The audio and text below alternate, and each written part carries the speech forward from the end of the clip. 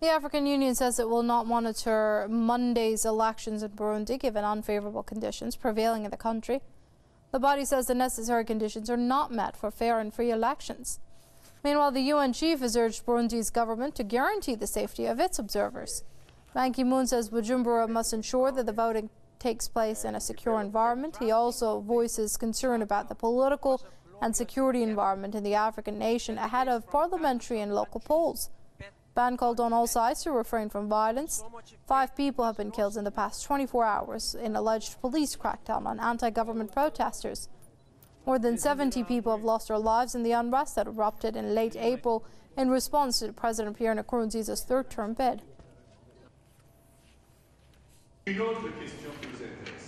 Burundi's National Electoral Commission says elections will go ahead as scheduled, despite weeks of protests.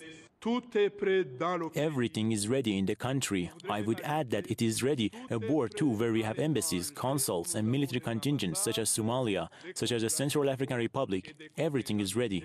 Monday's parliamentary and local elections will be followed by a presidential vote on July the 15th. This amid violent protests that have been ongoing since late April. Demonstrations began following a failed coup sparked by President Pierre Nkurunziza's bid for a third term in office. Opponents say the president's bid is unconstitutional and violates a peace deal that ended 13 years of civil war in 2006. The opposition also says it's boycotting the elections, arguing that a democratic vote is meaningless as long as President Nkurunziza runs for another term. The president rejects this, saying that his bid is legal because it's based on a court ruling. Meanwhile, the head of Burundi's National Assembly has confirmed that he's left the country due to difficulties there. I'm forced to stay in Brussels. I stayed here given the difficulties in my country, difficulties which are due to the illegal third mandate of the president. I would like to say to him that forcing through the election is senseless. The National Assembly Speaker called on President Nkurunziza to perform a positive U-turn and have an inclusive vote. So far, the president has remained defiant to scrap his third-term bid amid ongoing violence that has forced tens of thousands of people to leave Burundi. Let's speak to Abayomi Azakiwe. He's the editor of Pan-African Newswire, and he joins us via Skype from Detroit. Now, Mr. Azakiwe, by not sending its observers, isn't the AU putting the credibility of this vote in question from the get-go?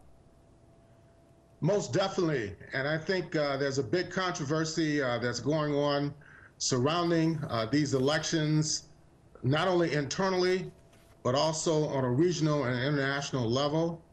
The AU had opposed the attempted coup that was carried out several weeks ago. They, in fact, have been attempting to mediate between the opposition parties and the ruling party in Burundi. However, these negotiations have failed. Now with the Speaker of Parliament, Mr. Pai Ntab Yohan Yuma, who has apparently fled into exile, along with the second Vice President, Gervais Ruth Yukiri, it indicates that there are internal problems within the government itself. So it would be very difficult for the AU to actually send monitors and sign off on this election when there's so much opposition.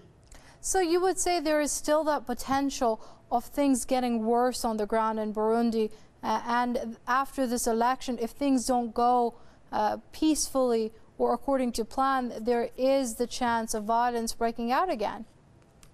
Yes, just overnight, there were 3 people reportedly killed in clashes with the police.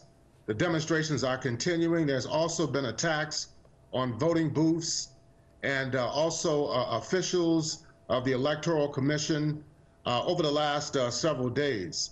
And if the African Union refuses to send observers, and with the defections of the Speaker of Parliament, as well as the second Vice President, then this will fuel the opposition, and it will also increase tensions inside the country. So I think the country is in for more unrest and instability over the next few days.